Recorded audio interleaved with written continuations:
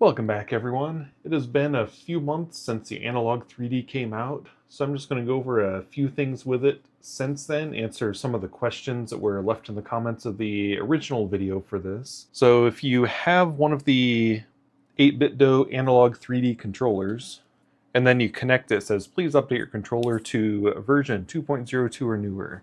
Now we'll go over really fast on how to do that upgrade, just to make it a little easier on anyone else having that issue. Now I will put a link for this one in the description, but this is what the page looks like that you will want for the 8BitDo Ultimate Software version 2 update. You can download it on Windows or Mac OS. And then after you download and start running the software, you will have a little pop-up like that. So then what you do with this is you plug in the controller and it picks it up on there. Then you just go to Firmware. And then in Firmware, you have the newest version there. You just make sure that's selected and then hit Update. And then it just takes a short amount of time, and then your controller is updated, and you can say, wow, this one was still on version 1. I've only been using my other one on the system. Then when it's complete, it'll say Update Complete, and then you're good. So then one other thing controller-wise I want to try on here. It says that the Nintendo Switch Online N64 controller can link up. That was in an update that came out yesterday. So I'm just going to try that out. Well, it does show it linked up as controller number 2. Which you can see in the bottom left corner, there are 2 controllers linked up. And this other 8BitDo one, if I press start on it, yep, we have 3 controllers linked up. So those do all seem to work on here. Trying out, see if I can use Bluetooth on the Nintendo Switch Online one. Okay, yep, Bluetooth does work on there too. So it works USB-C or Bluetooth for linking up the Nintendo Switch Online controller. Now I know one of the questions that I had was about Doom 64 on here, because that is an extremely dark game, talking about visual-wise, maybe for other reasons, but at least visual-wise. So I'll show how it looks in here on the screen. I think it's looking pretty good, but it definitely is very dark still. Display brightness, get that turned up all the way. New game. Create game note. Bring it on. So yeah, it is still very dark down there. Oh, this is my first time using this controller on here. This controller actually works really well in here. I don't have to hold the controller strangely to play this game with this one.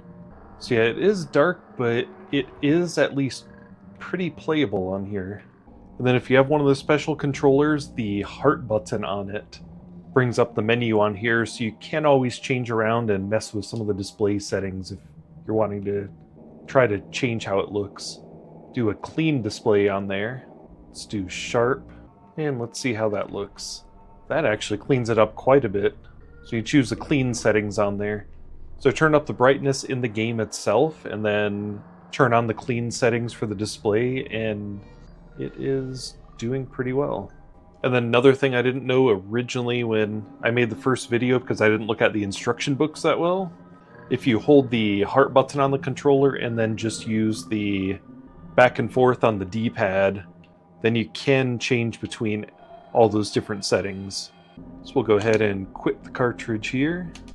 Oh, that's right, they just added playtime on there. So that will keep track of how long games are played. And we had another one of the comments about the transfer pack not working for some people, and they're thinking because it's a PAL game. I do not actually have any PAL games to test that on. This is Gumptendo during editing, just filling in a blank that wasn't exactly recorded on there.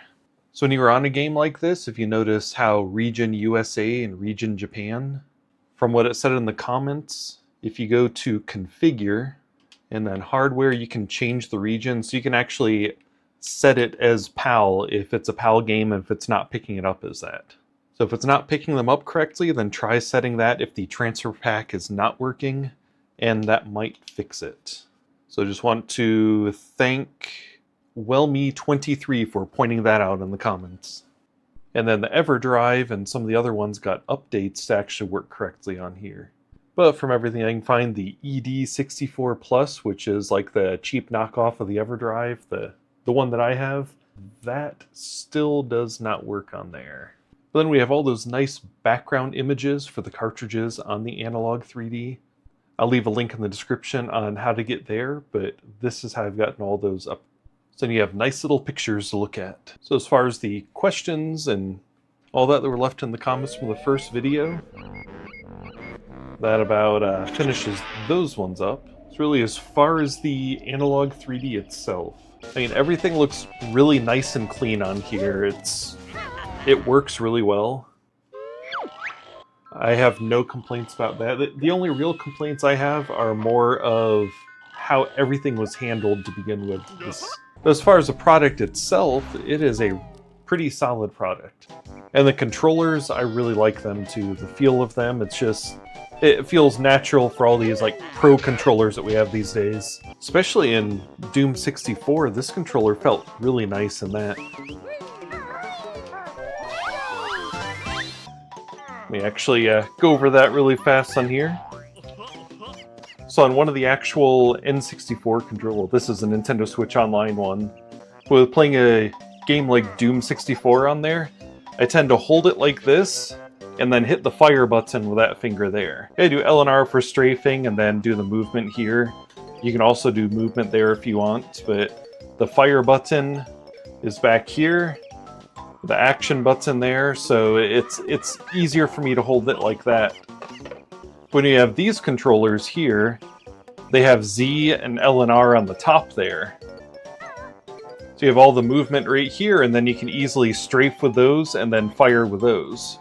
And then over here you can reach the action, change weapons. So it seems to make it a lot easier using these controllers for a game like that. But a game like this, really, either of them works fine. As far as the firmware update itself, their documentation is pretty good about how to do the firmware update. For the newest one, we had some fixes in there. Some other changes for specific games and other functionality that got fixed. We had the playtime added. Oh, it shows when each game was added. A special thanks section in the About menu. That sounds exciting. Let's go see that About menu. Oh, there's the special thanks. So that is kind of nice they added that for the people involved. Now it tells if there's expansion pack, controller support, or controller pack support. Force progressive output. They improved a few different things in there. We already tested that, and that does connect correctly. The mod kit works on there now. Oh, yep, ran in. Oh, so when it's not in D mode, it will actually let you know. So what that is on the back of these controllers, it needs to be in D mode to work correctly. So it's in S mode now. Well, that's not showing anything. What if I plug it in while it's in S mode? Okay, yep, change from S mode to D mode. That's just one of those quality of life things that will probably help people out in the long run. So yeah, this update actually seemed to have some pretty nice things in it. I haven't covered in the other updates. Sadly, I haven't really used this as much as I thought I'd be using it. I should probably use it more because N64 had some pretty solid games. But I did want to cover a few of the things that were in the update and just kind of go over some of the initial thoughts in the first 2 months of this. So if you have any questions or anything that you want me to test out on here, then let me know in the comments. If there are any other big updates or anything that come out, then I'll make another video about those ones. If you enjoy this kind of stuff, or even retro consoles being repaired, then make sure to subscribe if you have not, and hit the little thumbs up, and I want to thank you for watching. Have a nice day. Thanks for watching our show today. We hope you smiled along the way. From pixel dreams to jokes we play. Like and subscribe, it's the thing to do. Join the crew, red, white, and blue. Gumped and